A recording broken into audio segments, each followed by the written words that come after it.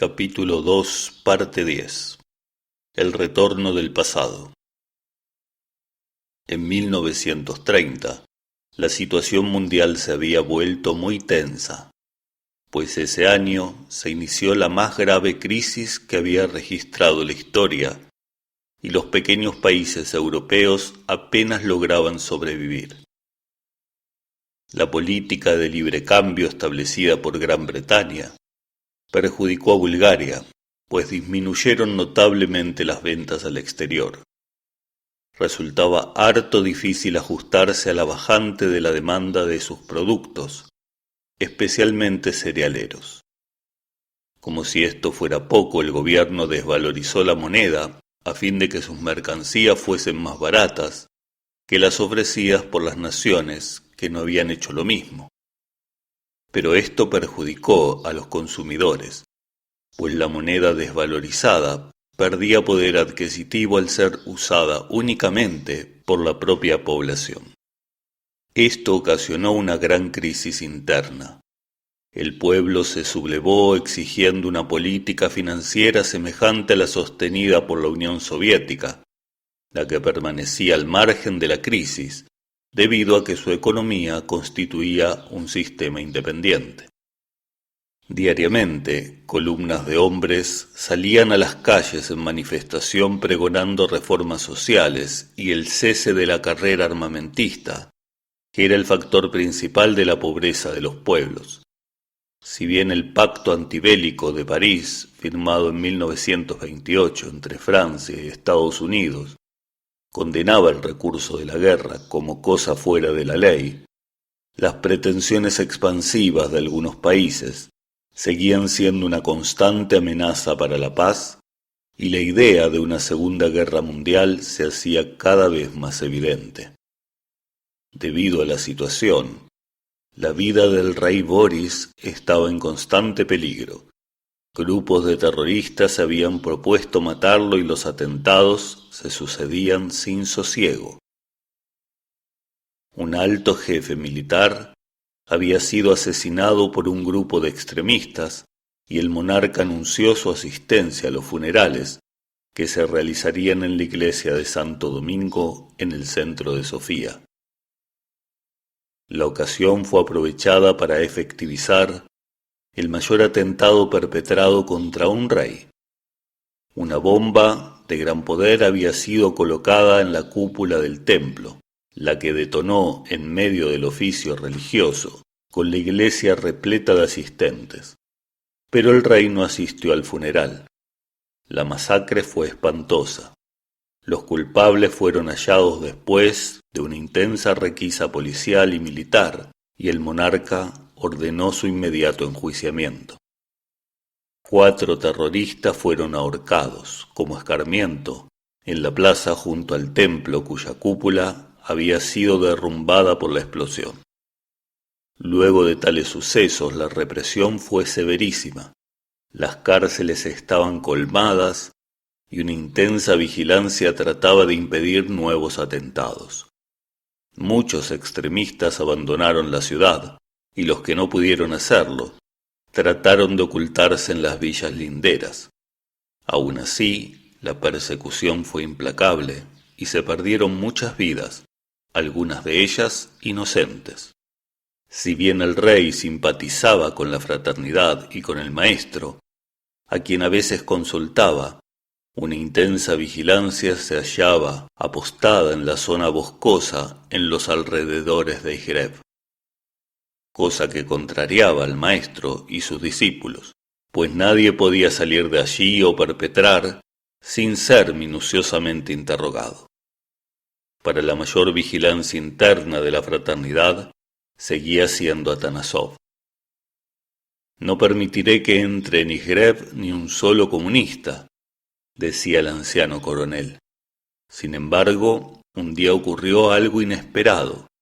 Los comunistas penetraron en Izgreb.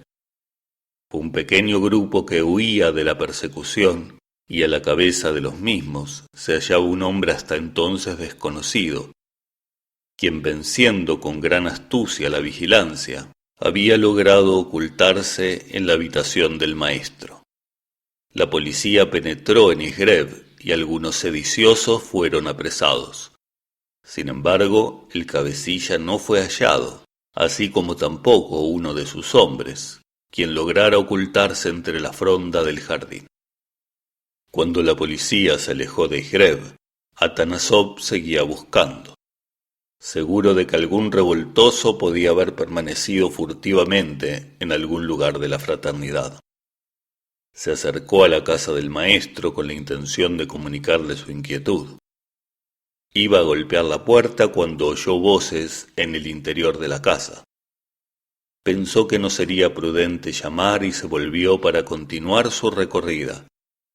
A los pocos pasos se encontró con Emil, quien le dijo: «Te noto perturbado, hermano. ¿No has podido ver al maestro?» «No. Alguien está conversando con él y no quise importunar. Pero no es ese el motivo de mi inquietud». «¿Te refieres a la sublevación?» «Sí. Veo con dolor que nuestro pueblo está siguiendo el molde ruso. ¿Prefieres acaso el molde alemán?» «No, tampoco es eso lo que quisiera para mi pueblo. Aspiro ver una Bulgaria libre, siguiendo su propio destino aún en la pobreza, pues no sería más rica sojuzgada». «Oh, dices bien. Hay mucha nobleza en tus palabras. Yo también quisiera ver a una Bulgaria libre, pero los pueblos chicos parecieran ser destinados a permanecer como satélites orbitando junto a una u otra potencia, desintegrándose de a poco en una rotación sin escapatoria posible. Fueron pocos los momentos de libertad para Bulgaria. Los turcos, los alemanes, los rusos, los países vecinos, todos aspiran a su posesión. Y así, defendiéndonos a duras penas, los búlgaros hemos vivido de guerra en guerra, mientras la pobreza se adueñaba de nosotros. Así conversaban los hermanos cuando alguien que se hallaba oculto entre el ramaje de un tupido cedro interrumpió diciendo: «Pero un nuevo destino se prepara para Bulgaria». «¿Qué dices? ¿A qué te refieres?», gritó Atanasov. «¿No querías tú una Bulgaria libre? Pues bien, ante todo, debemos liberarnos de la corona, así como lo hicieron los soviéticos». «Ah, bastardo traidor, ¿es esa la libertad que quieres para Bulgaria? Eres un espía, estás con la sublevación, te entregaré a las autoridades». «No, no lo harás. ¿Acaso podrías denunciar a tu hermano?», dijo el extraño con tono desafiante. «Tú no eres mi hermano», gritó enfurecido Atanasov. «Si a mí no me consideras un hermano, supongo que este hombre que está junto a ti, compartiendo tus ideas liberales, sí lo es», respondió cínicamente el desconocido mientras señalaba con su índice a Emil. «¿Y eso qué?», respondió Atanasov con autoridad. «Si me mandas a la cárcel, éste irá conmigo, ¿verdad, Emil?». Esas palabras hirieron a Emil como un rayo. Miró mejor al hombre que le amenazaba. En un primer momento no lo reconoció, luego fue recordando. Era Iván Kosarov, el secundón de Usunov. Aunque avejentado y ocultando su rostro por espesa barba grisácea, mostraba la misma dureza en su mirada, el mismo cinismo en su voz. Atanasov miraba a Emil desconcertado. Vio que su amigo palidecía como si fuera a desmayar. «¿Qué significa esto?», preguntó angustiosamente el anciano. Emil no respondió. En cambio Iván, mostrando una sonrisa altanera y socarrona, dijo con marcada intención: «Vamos, Emil, cuéntale a tu hermano que fuiste guerrillero en el Balcán». «No, no es verdad. Yo nunca fui guerrillero», gritó Emil con indignación, mientras sus ojos ardían de ira. Luego con voz suplicante agregó: «Tú sabes, Iván, de qué manera me llevaron al Balcán. No puedes acusarme. Yo jamás he aprendido a manejar un arma. Tú no lograste que lo hiciera. ¿Acaso no lo recuerdas? ¿Cómo podrás demostrar lo que dices, cuando tu nombre ha sido registrado como el de un estudiante insurgente? Atanasov no pudo contenerse. Tomó de la solapa a Iván y lo sacudió con violencia. No me amenaces si no quieres perjudicar a Emil, dijo Iván tratando de liberarse de las manos de Atanasov. El anciano militar se puso rojo de ira. Iba a golpear a Iván cuando la puerta de la casa del maestro se abrió y un extraño hombre salió de ella. Atanasov soltó a Iván y éste corrió al encuentro del desconocido preguntando con ansiedad: ¿Nos dejarán huir? Sí, huiremos hacia la Unión Soviética, respondió el extraño. Iván se volvió hacia Emil y Atanasov diciendo con soberbia: Me voy, pero volveré cuando este hombre asuma la presidencia de Bulgaria. Sí, nos volveremos a ver.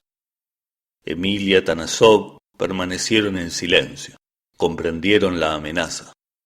Iván miraba al hombre que había estado con el maestro, y en su mirada había orgullo y admiración.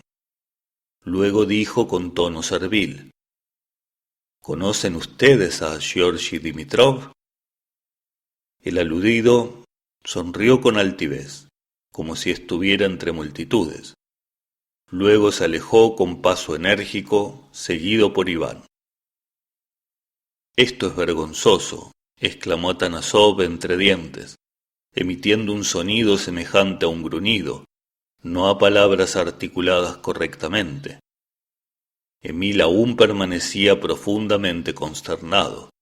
Sus manos temblaban y su rostro mantenía la tirantez de la indignación. «No lo puedo entender», gritó convulsivamente el anciano. «¿Cómo este hombre ha podido presentarse ante el maestro? ¿Y cómo el maestro ha podido aceptar que se ocultara en su habitación? ¿Por qué no lo ha entregado a la policía si es un delincuente terrorista? ¿Acaso no ha tenido en cuenta la tremenda masacre de Santo Domingo? Un cuarto de la población de Sofía estaba allí». «Cálmate, hermano. Estos hombres trataron de ocultarse aquí. ¿Cómo crees que el maestro los iba a mandar a la horca? ¿Acaso no sabes que habría compasión para ellos? Pero es que merecen compasión. ¿Por qué no la tuvieron ellos cuando provocaron la muerte de tantos inocentes? Comprende, hermano mío, que si el maestro los hubiera entregado, nunca más podría hablarnos de amor, nunca más podría decirnos que todos somos hermanos ante Dios, nunca más podría recordarnos la ley del perdón. Pero el maestro también nos habló de justicia. ¿Acaso es justo perdonar al asesino? Oh, querido hermano, la indignación obnubila la conciencia. El maestro habla de esa justicia en la cual hay luz.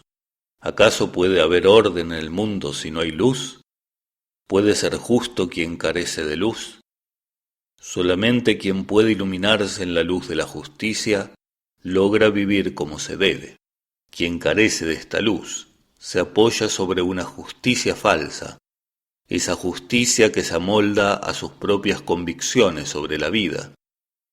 Para cualquier lado que mires, verás que cada uno obra según su propia ley. El de la derecha esgrime su justicia, y el de la izquierda esgrime la suya.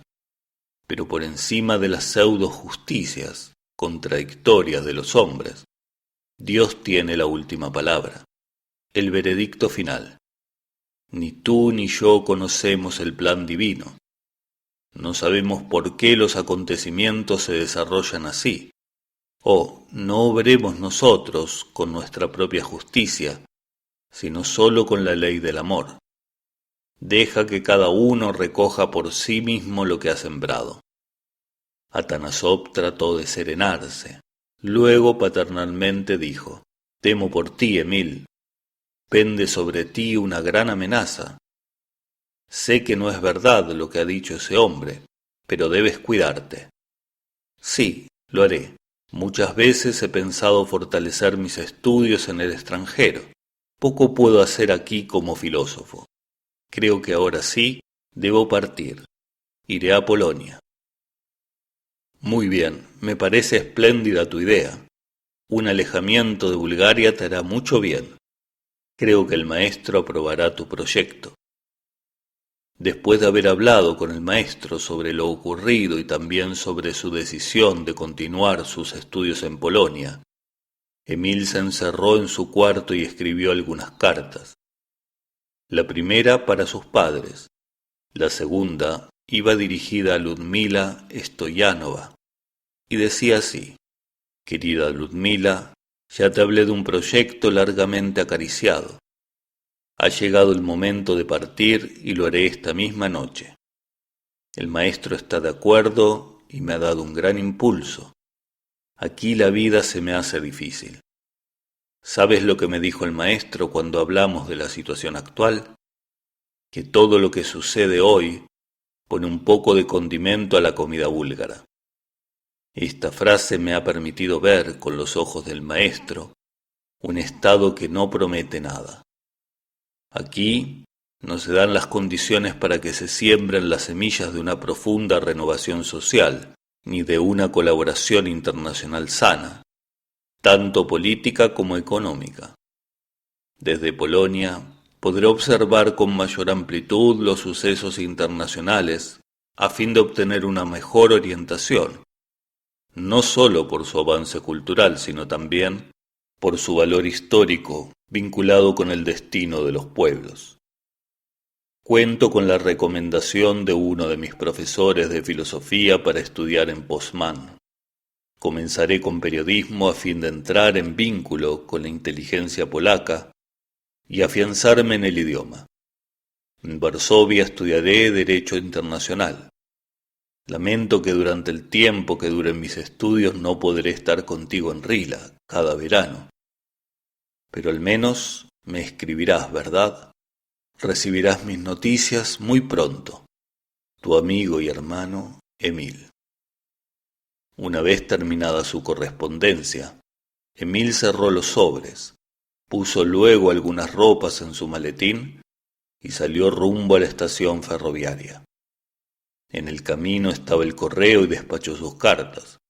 Un nuevo capítulo se abriría en la historia de su vida, un capítulo doloroso, pero, al mismo tiempo, el más brillante.